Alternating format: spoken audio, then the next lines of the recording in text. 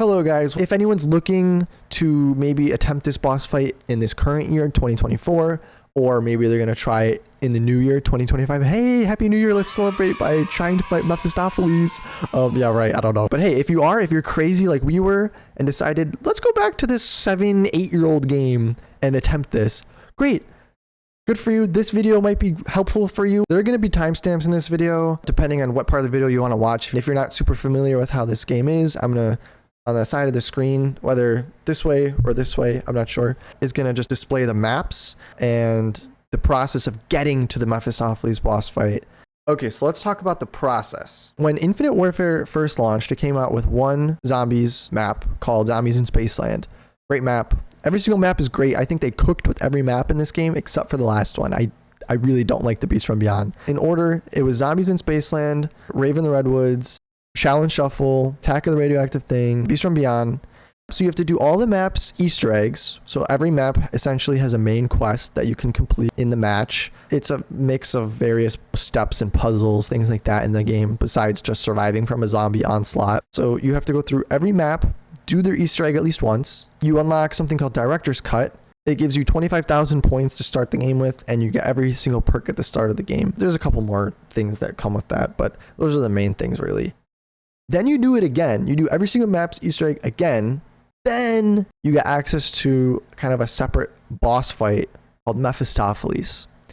And Mephistopheles boss fight is probably, if not one of the hardest or the hardest boss fight in all of Call of Duty Zombies. And after you do the Beast from Beyond boss fight, then you get 3 minutes in like a little intermediary room in between the Mephistopheles boss fight and the boss fight you just completed. It lets you get 3 minutes to spin the magic wheel, and anything that comes out of the wheel in that room is like maxed out. The gun is maxed out in its capabilities, its damage. We would try to weapon swap to get the guns that we want for the Mephistopheles boss fight, because that boss fight and the guns that you want for that are a little different than the one that you want for the Beast from Beyond. So we kind of had to really time things and get lucky, and we got the guns that we wanted for the Mephistopheles boss fight. To quickly get into why it was grueling to do the Beast from Beyond Easter egg, the Easter egg itself is very fast actually. The Easter egg steps for that are very minimal. They're super easy, very fast Easter egg. You can do it in like 2 rounds. You could do it actually in 2 rounds, but that's not the main problem. The Easter egg is fine. Getting the weapons that you need to prepare for that map's boss fight before you get to the Mephistopheles boss fight, that's where the problem lies. You just have to sit there and keep spinning the magic wheel, which is what it's called in this game, as opposed to the mystery box in the other Treyarch Zombies games. Now, you can get super lucky and you can get those guns right away. Or you could keep spinning for 2 hours and then you can get them out of the wheel. It's just luck. It's just RNG. Like, it's just whatever you get out of the wheel.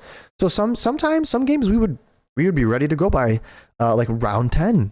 And we'd be like, let's go. Round 10. This is awesome. Or we would go to like round 40 and we'd still just be sitting there, hitting the wheel, hoping we were going to get our weapons. So if you fail the Mephistopheles boss fight, then guess what? You have to start from the beginning and do it again, which means you have to start from the Beast from Beyond, do that Easter egg again, do the boss fight again. Then you can have another attempt at the Mephistopheles boss fight. The guns that you need, light machine gun, the Mauler, it's called the Mauler, but there's a specific variant of it that you need to earn, and it's called the Mauler Sentinel. That's the one that you want for both boss fights, both Mephistopheles and the Beast from Beyond boss fight. So you have to spin that wheel until you get that out of the wheel.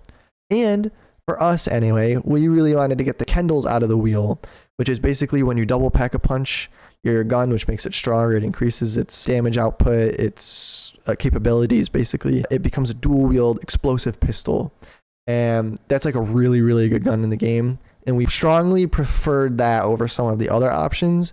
And then for the Mephistopheles boss fight, the Venom X is a wonder weapon from the Beast from Beyond. You can choose to detonate its explosive it's like a sticky explosive that kind of sticks to wherever you shoot, but you can choose when to detonate it. Like a giant mist cloud appears around it, and anything that enters the vicinity of that mist cloud just kind of died. So we wanted to get that weapon, but when it's fully maxed out, upgraded, it's called the Venom Z. So we would try to get the Venom Z out of the wheel before, when we were in that kind of intermediary room, before that last boss fight. And so we would get the Venom Z as a primary weapon, the Mauler Sentinel as our secondary weapon. And because we had Mule Munchies, which is a perk in the game that lets you carry a third weapon, we would try to take advantage of that. If we could, we would try to get the Kendalls out of the wheel, just so we had a third kind of good extra weapon for crowd control. But the Kendalls were not needed. Okay, so last but not least, for the loadout section of this video, in the game, you can hold up to 5 items, essentially 5 cards.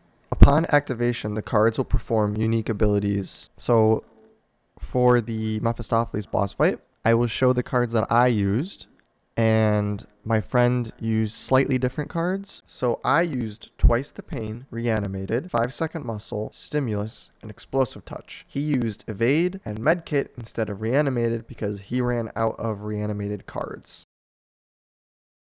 We tried to play at least once a day, almost every day.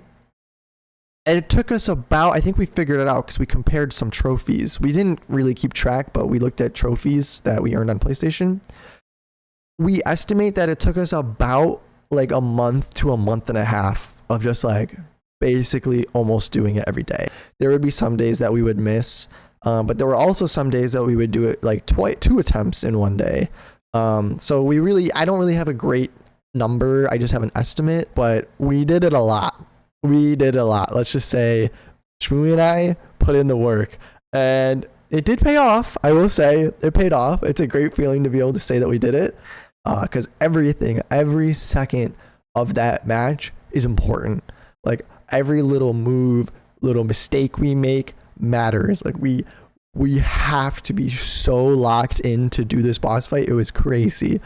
So now we're going to get right into the fight. In the boss arena, there are 5 ritual symbols located on the ground. The start of the fight begins with you interacting with each symbol on the ground, one at a time. You have to stand in it for 30 seconds total to charge it up. Once charged, souls will come out of it. You need to use a device called the Entangler to grab the souls and throw them at the boss. Once enough hit him, he is stunned, and you can shoot his weak spot. This is repeated 5 times until all 5 symbols are completed. In the center of each symbol, there is a talisman. Then, you have to shoot him until each of the talismans float above the symbols. They'll float and lift off the ground. Once you have done enough damage to him, all of the talismans will be floating and waiting for you to interact with all of them.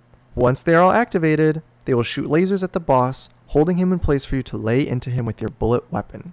Huzzah! With that, you have completed the boss fight. But you have to be fast enough, because if you don't shoot and deal enough damage to him to kill him, he will do this ability where he wipes your whole team. So lay into him quick. Hope this guide helped you. And if you are going to attempt this, good for you. I believe in you. You got this. Don't give up. You can crush him like we did, and it's going to be a glorious feeling. Until next time.